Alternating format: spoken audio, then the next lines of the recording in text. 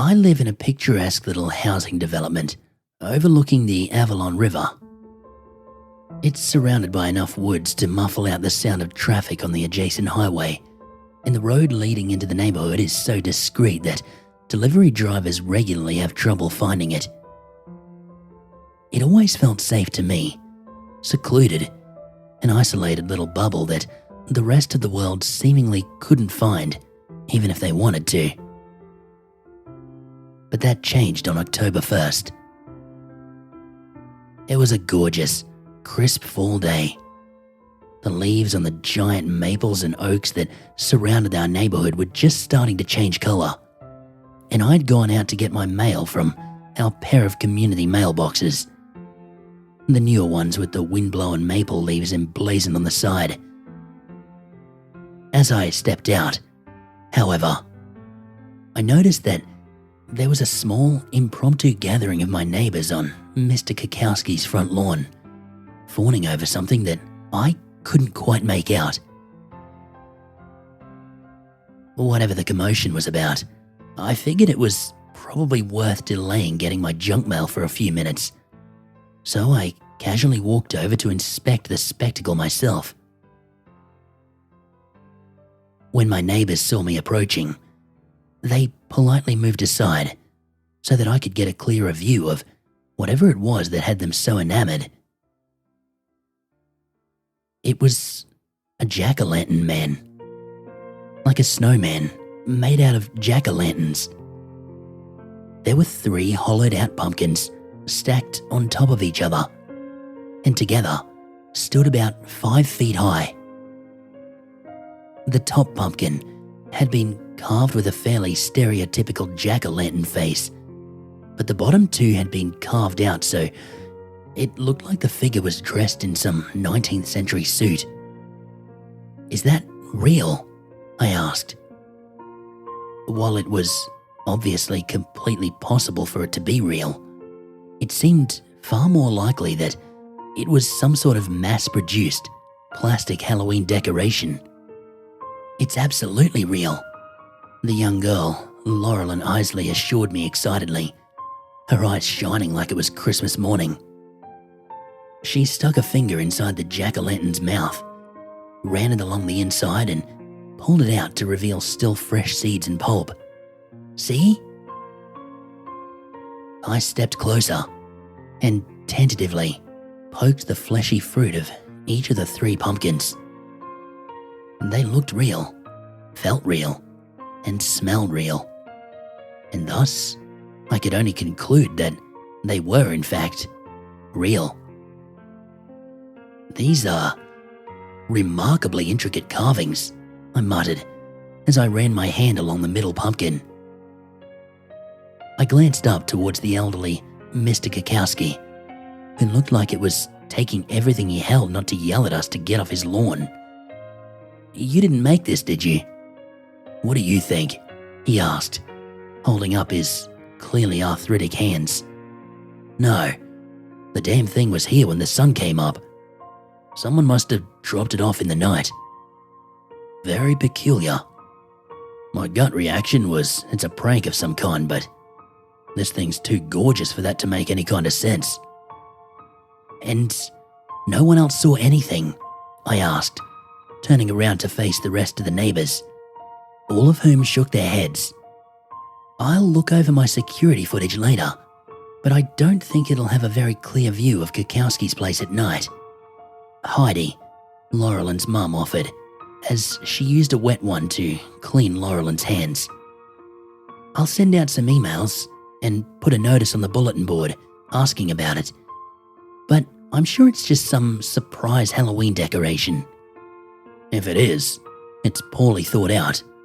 This thing will be a pile of mush by Halloween," Kukowski said with a shake of his head, giving the pile of pumpkins a disdainful whack with his cane before turning around to go back inside. "You damn well better find out who's responsible for this before then, because I'm not cleaning it up." "Wait, Mr. Kukowski. I want to get a picture with the jack-o'-lantern man while we're all out here together," Laurelyn pleaded, excitedly waving her phone in the air. Kukowski stopped in his tracks, hung his head and let out a theatrically reluctant sigh before turning around and joining the rest of us for a group photo. Laurelyn posted the pictures she took of the jack-o'-lantern man on her Instagram, and I decided to run a reverse image search to see if I could gain any insight about who had made it. The results were unexpected. I thought I'd get results for a local craft person or something, but instead, the algorithm matched it with a picture on harrowichallows.net, a local paranormal discussion forum.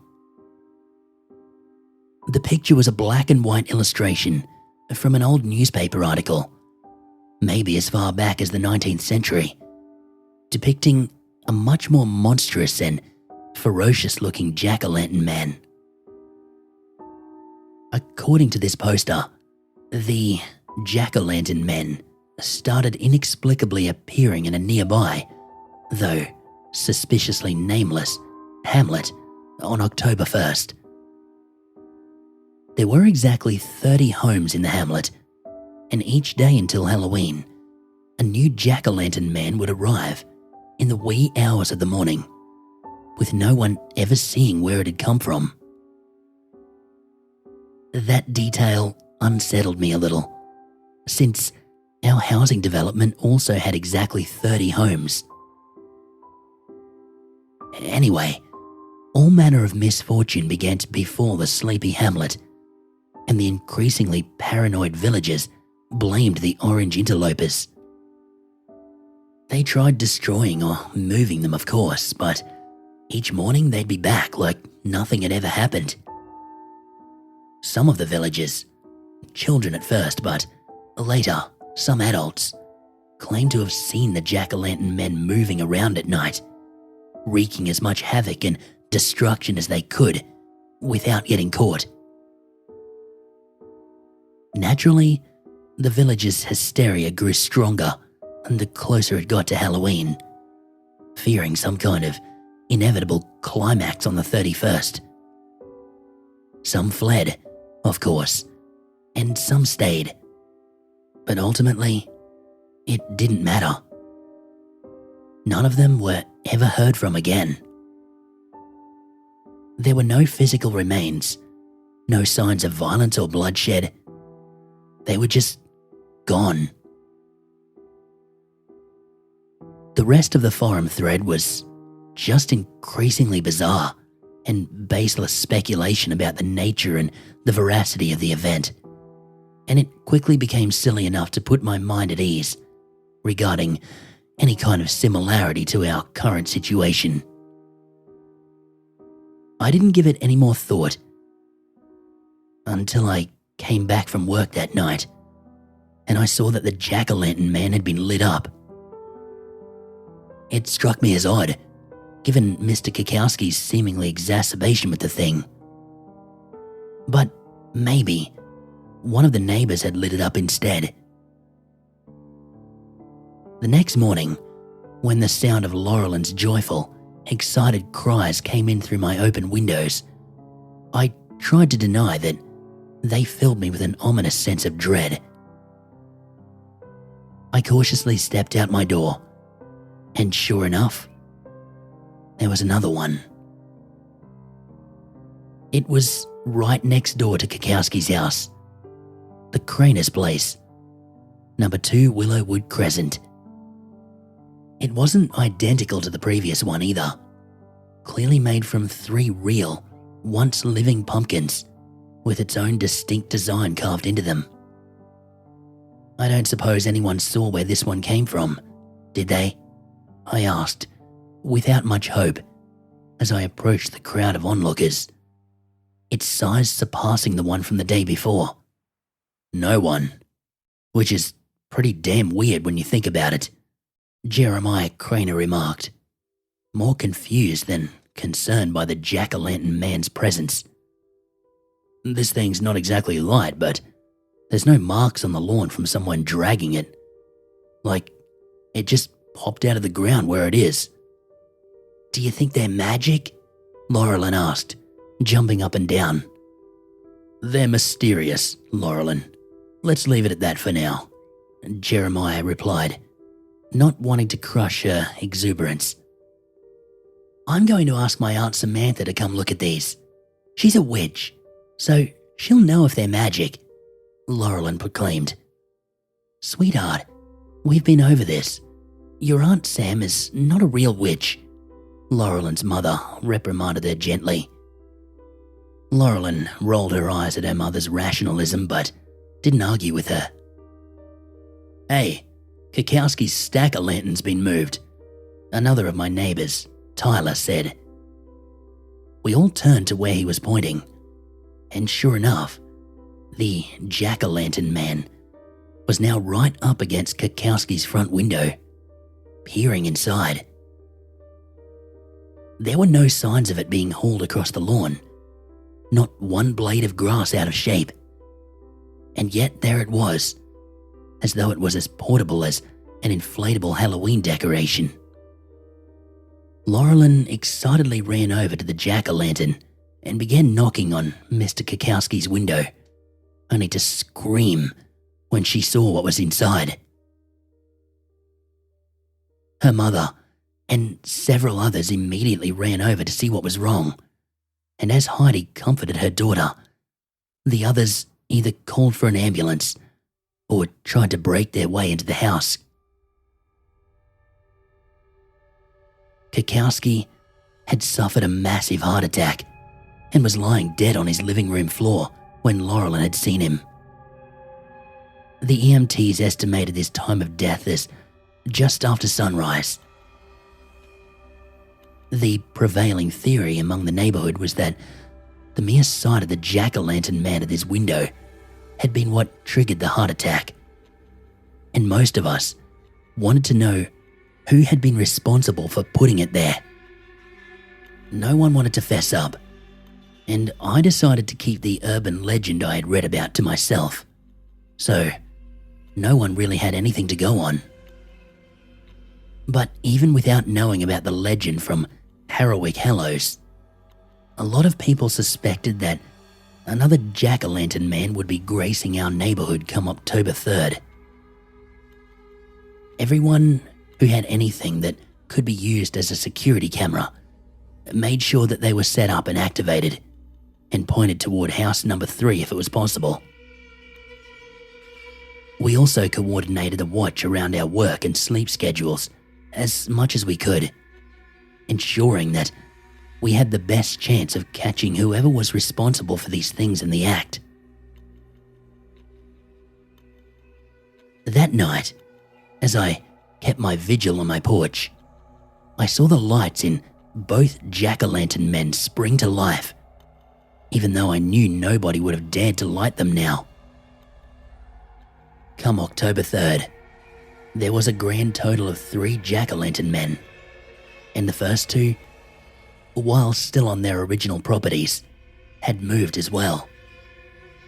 None of our cameras had caught their movement, and by now, we were all starting to get seriously unsettled. Craner most of all.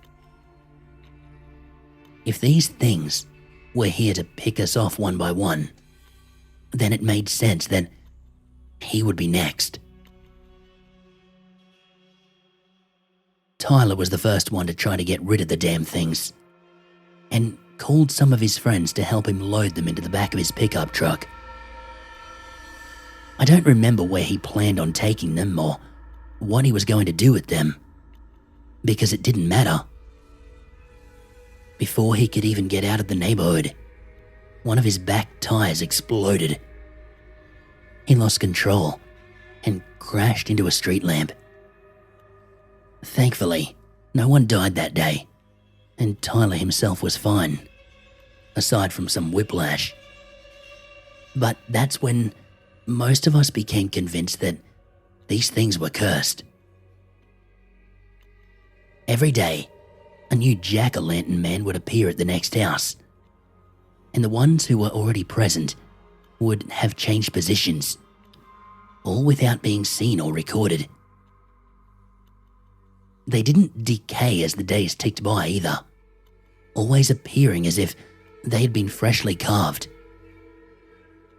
Dogs hated them too, but they were probably just picking up on their owner's unease. Nobody wanted to try moving them again, not after what happened to Tyler. There were no more heart attacks or car crashes after that, but the threat the jack-o'-lantern men posed still loomed over us all. Each morning, we would regularly find things broken or missing.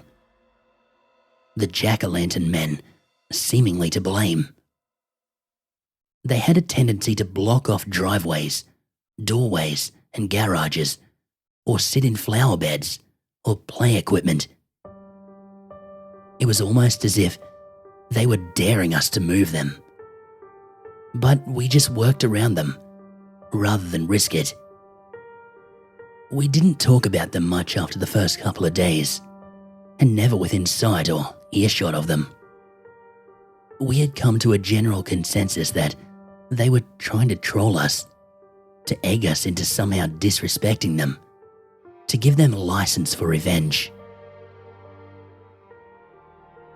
It was around the middle of the month when Laurelyn came knocking at my door.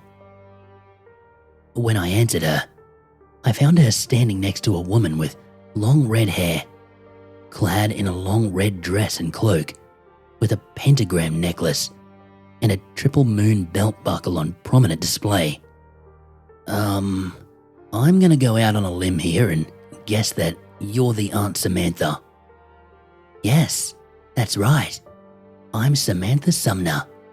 I'm a metaphysical counselor and spiritual wellness advisor at Eve's Eden of Esoterica.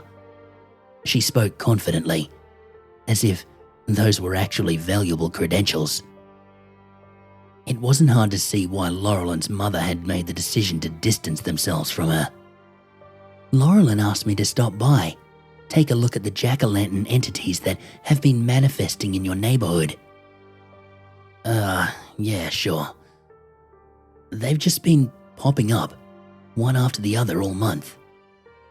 No one wants to just come out and say it's supernatural, but it's pretty damn weird we've never been able to see who's doing this, I admitted, awkwardly rubbing the back of my neck. Well, I can confirm for you that all of these jack-o'-lantern entities are definitely paranormal, she said with confidence.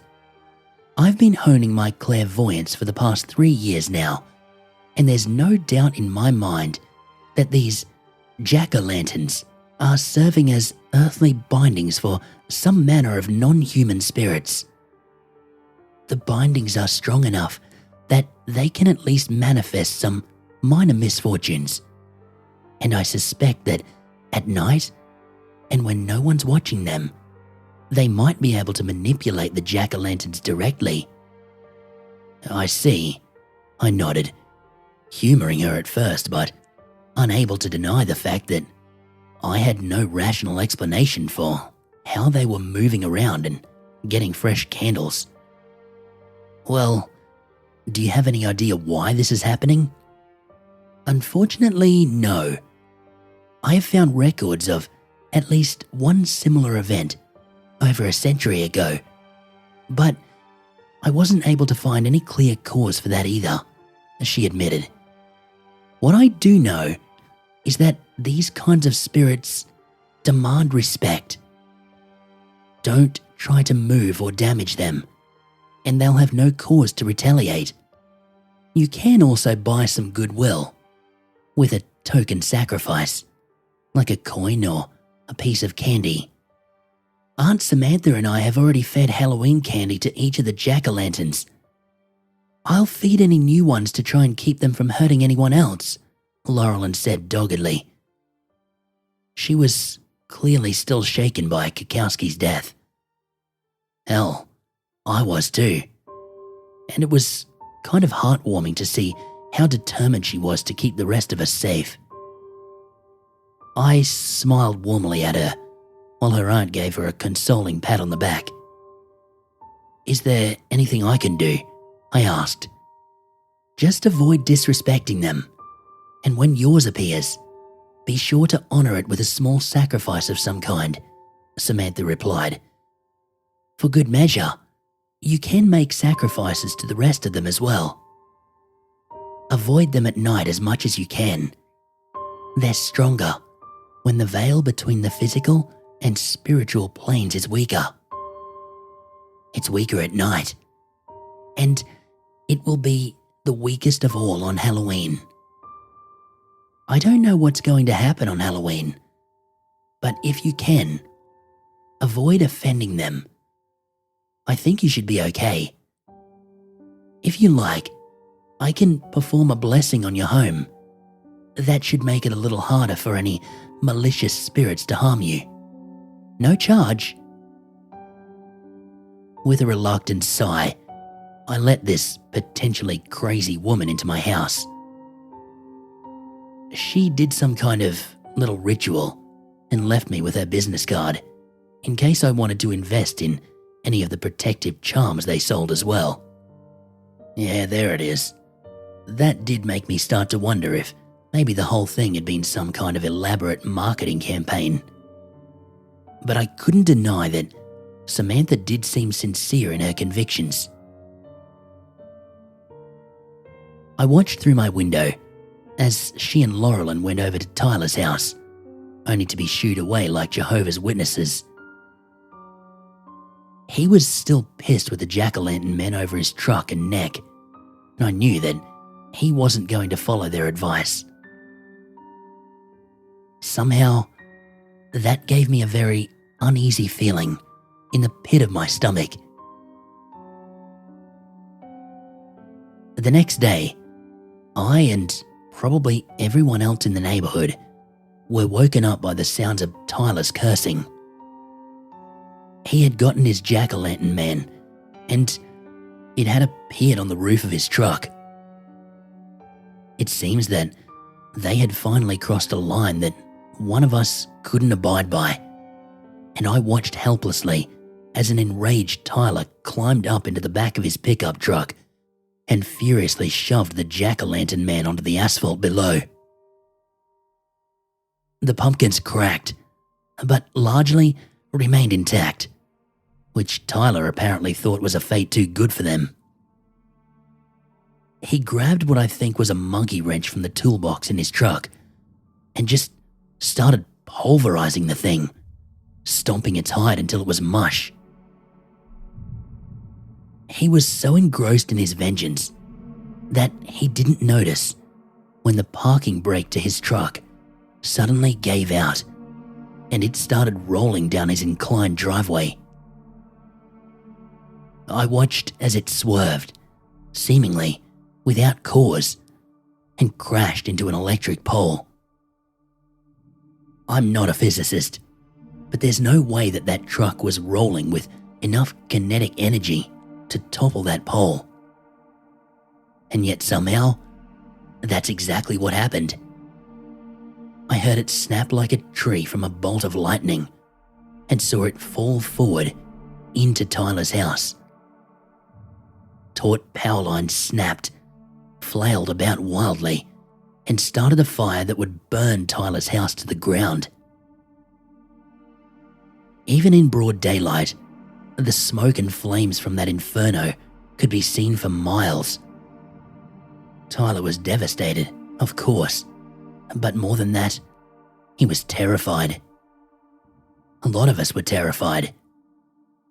We had no reason to think that burning down Tyler's house would be enough to satiate the jack-o'-lantern's need for revenge.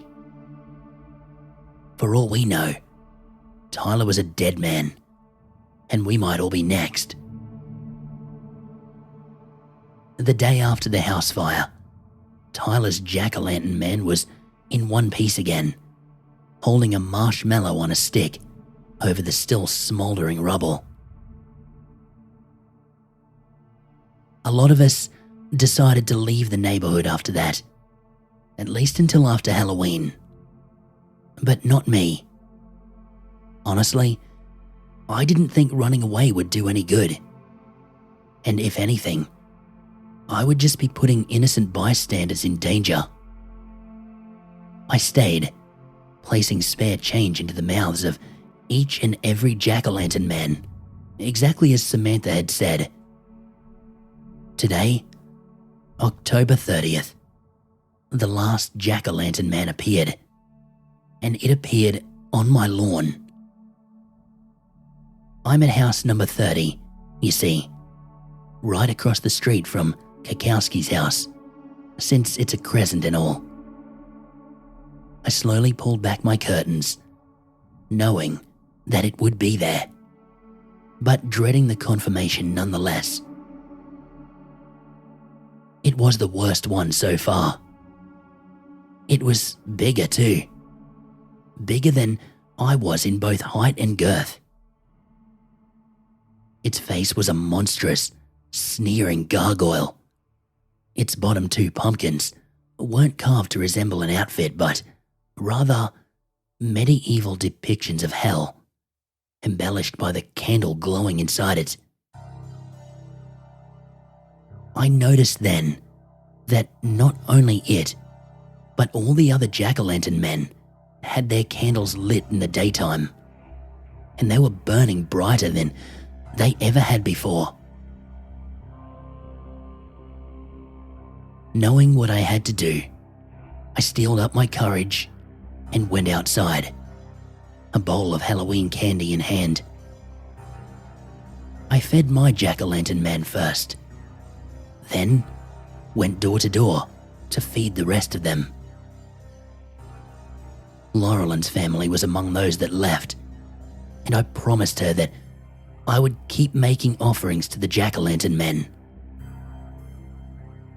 I fortified my house, but what happened to Tyler's place is proof that that won't stop them. I can only hope that we've managed to appease them. They're all here now, all 30 of them, and they've got one night left to do whatever it is they're going to do. Tomorrow, it won't be children, but the jack-o'-lanterns doing the trick-or-treating. And I can only hope that our treats will be enough to stave off their tricks.